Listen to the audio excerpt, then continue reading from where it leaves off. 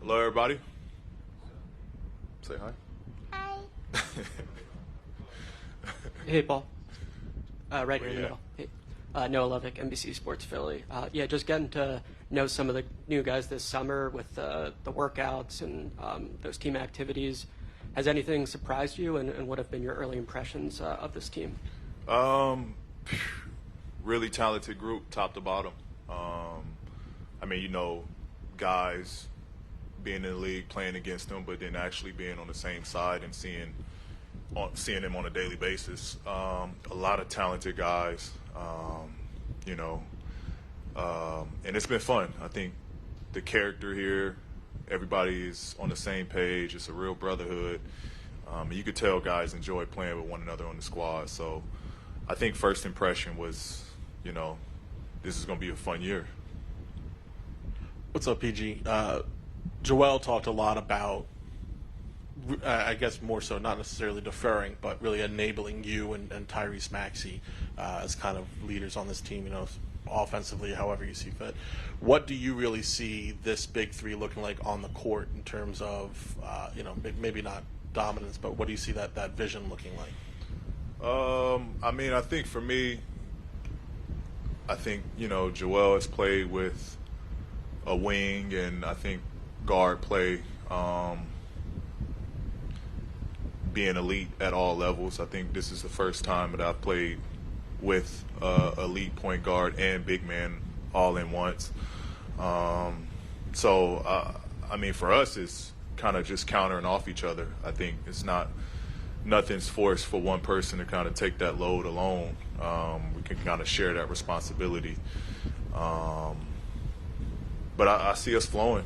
I see us flowing. I think all of us can kind of play our game within the game.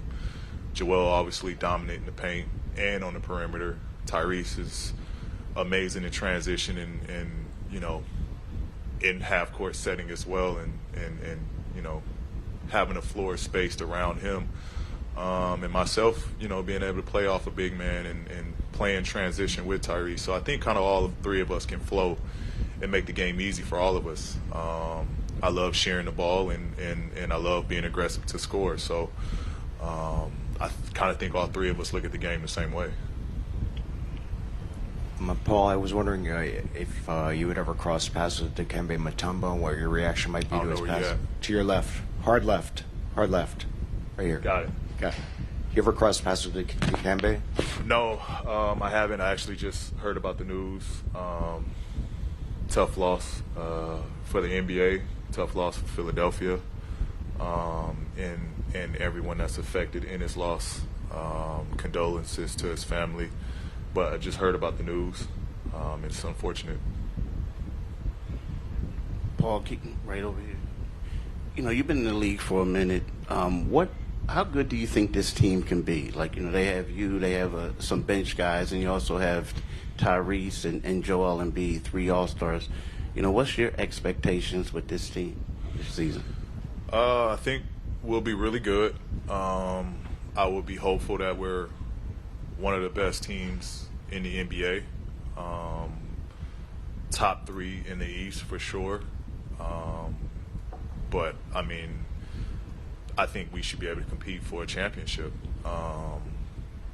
You think of Joel being one of the best, if not the best big in the NBA. Tyrese being one of the young stars, up and coming perennial all-stars in this league. But then you have veteranship, you have leadership, you have guys that have been in meaningful games, meaningful playoff runs. It's a well-balanced group. So I do think we have high expectations of being one of the best teams in the last team standing.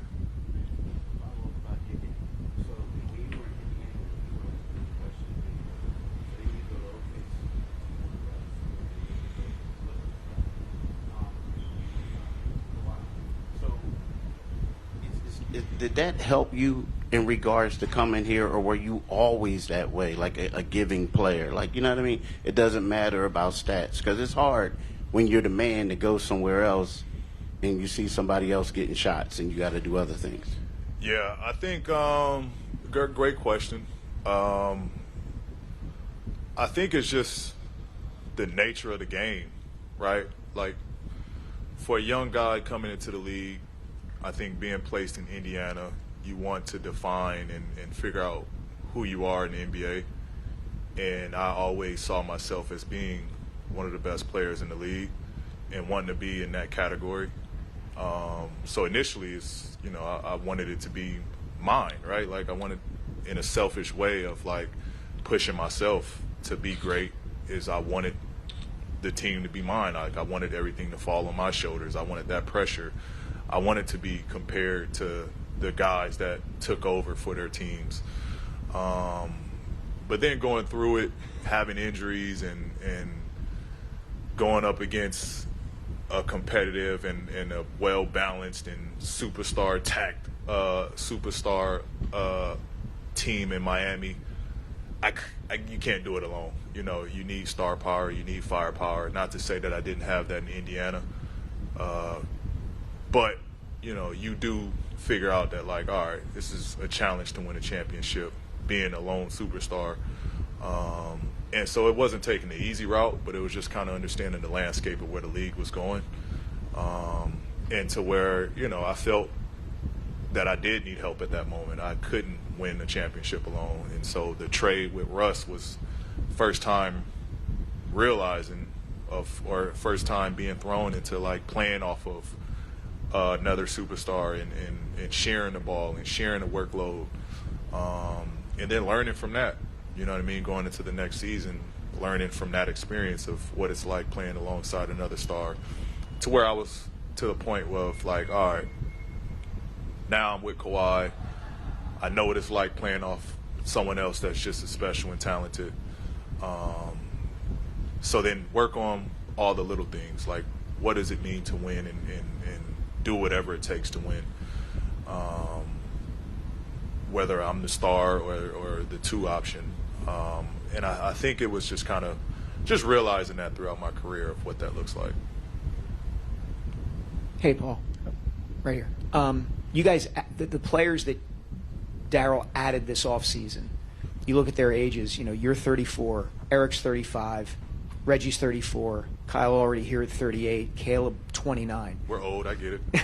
Well, from your experience in the league, how do you know whether a team is on the right side of the line of being too old versus being tough and experienced and the kind of team that knows how to win games when it really matters to win games? Yeah. I mean, I think, you know, we all have aged well. I still feel youthful. I still feel young. And I still feel I can play at a high level. I think the beauty in it is having the youth around us in KO and Caleb Martin, Tyrese.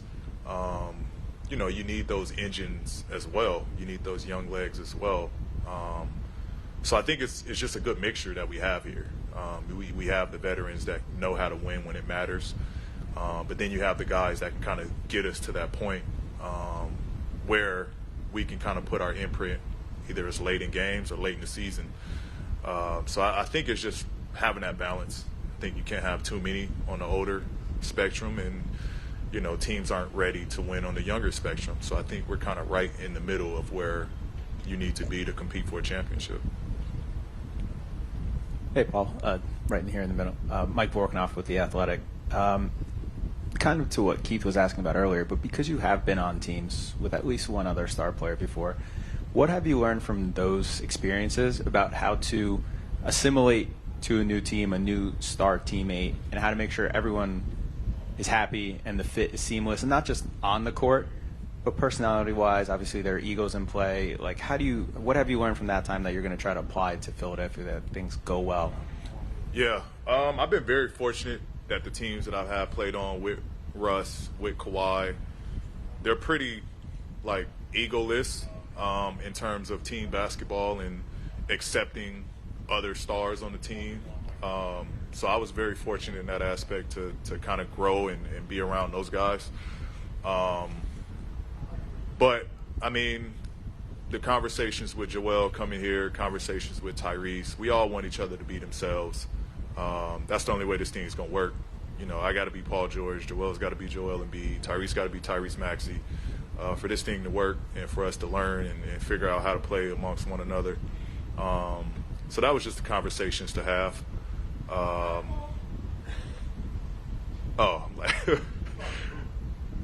See, Uncle Reg? Oh, we got to play notes. But, you know, for me, I've kind of never had an ego outside of my first couple years, thinking that I had to be the man from a selfish standpoint to win. But outside of that, you know, bless you. Yeah, I don't have an ego when it comes to this basketball game. You know, I know what I can do and what I'm capable of. And I can play in any system, any style, play off any player, play with any player. And it's kind of one thing that I pride myself on. Yeah, James Jackson, WIP. Paul, you've talked a little bit on your podcast and other forums about kind of the intensity and what it's like playing in the city of Philadelphia and for Sixers fans. Just wondering if you can expand on that a little bit. Your perspective as an opposing player coming here, what that was like, and how you think, you know, that's going to be like now wearing the Sixers colors, playing for this fan base and everything.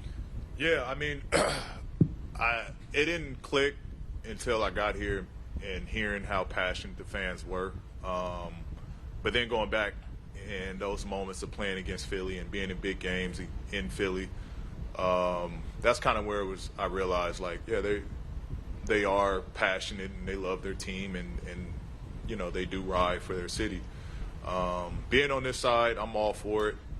I'm looking forward to you know, those encounters, having those moments, and being pushed. You know, I think it's great to have that intensity and that passion behind the fan base, because it's coming from the right spot. Like, they want to win and win at all costs, and the only thing that matters is winning. And so that's how you should feel.